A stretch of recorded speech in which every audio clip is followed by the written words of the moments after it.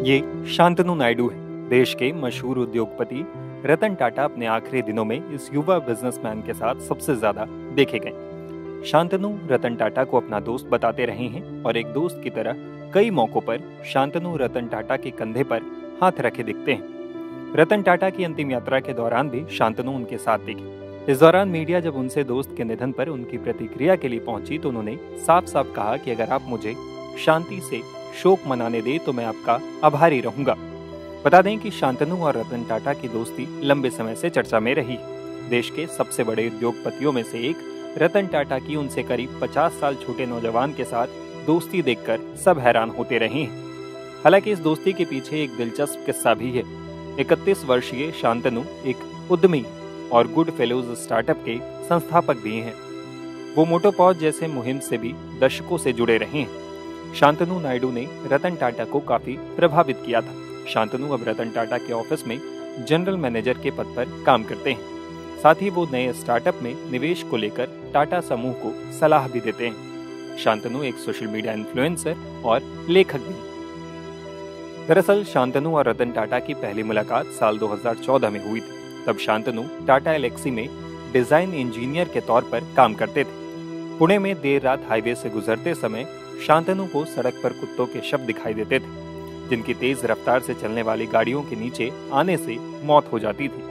वहां रोशनी कम होने की वजह से लोगों को सड़क पर मौजूद कुत्ते नहीं दिखते थे। इन घटनाओं ने शांतनु को बहुत परेशान किया और वो सोचने लगे कि आवारा कुत्तों की जान कैसे बचाई जा सकती है।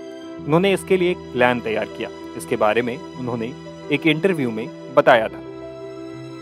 चूंकि मैं एक ऑटोमोबाइल इंजीनियर था, इसलिए मेरे मन में कुत्तों के लिए कॉलर बनाने का विचार आया, जिससे वे रात में स्ट्रीट लाइट के बिना भी दिखाई दे सकें।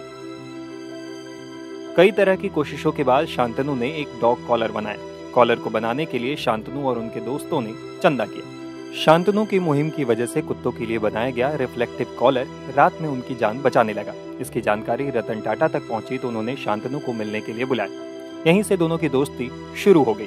शांतनु रतन टाटा के संपर्क में रहे और अक्सर उनसे सलाह और मार्गदर्शन लेते रहे। शांतनु कहते हैं, मैं उनके संपर्क में रहा और उनसे अलग अलग विषयों और मुद्दों पर बात करता रहा और हमारी दोस्ती बढ़ती गई। एक दिन मैंने टाटा को कॉर्नेल में MBA करने की अपनी योजना के बारे में बताया। जैसे ही मुझे कॉर्नेल में दाखिला मिला, मैंने टाटा को बताया कि मैं स्नातक होने के बाद टाटा ट्रस्ट में योगदान करने का अवसर तलाशने के लिए भारत लौटूंगा। जब शांतनु अपनी डिग्री लेकर वापस लौटे तो टाटा ने उन्हें अपने ऑफिस में शामिल होने के लिए कहा।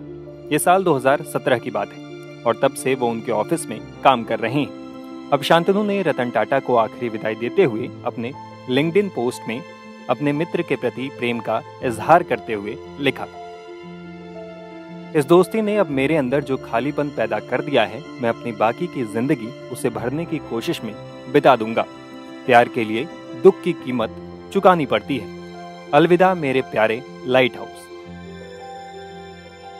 बता दें कि 31 साल के शांतनु ने सावित्रीबाई फूले पुणे विश्वविद्यालय से मैकेनिकल इंजीनियरिंग में ग्रेजुएशन किया है। इसके बाद उन्होंने साल 2016 में कॉर्नेल यूनिवर्सिटी से MBA किया।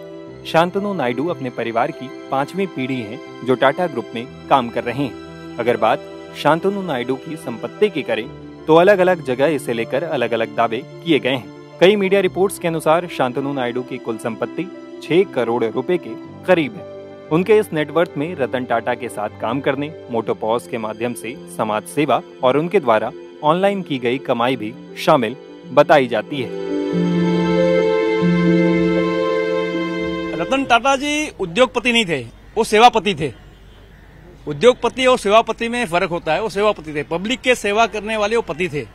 उद्योगपति तो बहुत है पूरे वर्ल्ड में, पूरे भारत में, लेकिन जिस प्रकार से इनका सेवा कार्य चलता था टाटा मेमोरियल कैंसर हॉस्पिटल से लेकर अन्य अन्य चीजों में, अपना कमाया हुआ पैसा अपने लिए कुछ खुद नहीं रखना और पब्लिक में बांट देना, पब्लिक में सेवा करना, ऐसा महापुरुष भारत में न कभी हुआ था न कभी होगा, विश्व में नहीं होगा।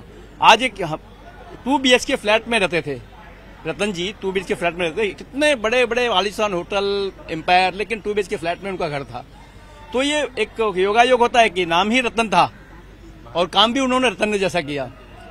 और भारत सरकार को इनके जीवित रहते थे इनको भारत रत्न का पुरस्कार देना चाहिए था, जो भारत सरकार की तरफ से गलती हुई है। तो भारत सरकार ने अपनी गलती सुधारना और भारत रत्न देना, जो गलती की है, क्योंकि आदमी को जीवित रहते रहते रत्न देना चाहिए। खेलने वालों को उन्होंने दिया, डांस करने वालों को उन्होंने दिया, लेकिन एक जो व्यक्ति है पूरे भारत में अपना पूरा पैसा भारत को लौटा दिया। इतनी सारी कंपनियां, हजारों के एम्प्लॉई, लाखों के एम्प्लॉई, लेकिन 1 रुपया भी जेब में नहीं, तो भी इसके फ्लैट में रहता है। तो बाकी इंडस्ट्रियल ने, बाकी नेताओं ने, बाकी मंत्रियों ने रतन टाटा जी से सीख लेनी चाहिए कि पब्लिक का पैसा पब्लिक को समर्पित होना चाहिए। सर, आपका शुभ नाम? शशिकांत पिसाल। अभी यही मुंबई के हैं? मुंबई के, हाँ। आप भी अंतिम दर्शन करने के लिए आए थे, क्या कहना चाहेंगे, किस तरीके का ये लॉस आप देख रहे हैं रतन टाटा? क्योंकि जब से उनके देहांत की खबर आई थी, लग रहा था जैसे वक्त थम सा गया। भारत देश ने एक बहुत बड़ा एक रतन खोया है आज के दिन। मेरा तो उनसे कुछ ताल्लुकात नहीं है, तो भी मेरे को जैसे न्यूज मालूम पड़ा तो भागते दौड़ते कुर्ला चांदोली विधानसभा से मैं भागते इधर आया, तो देखा अंतिम यात्रा देखा, पर एकदम बोलते हो जैसे मेरे परिवार का कुछ सदस्य गया है, ऐसा मेरे को फील हो गया। मन भावुक हो गया। मन भावुक हो गया।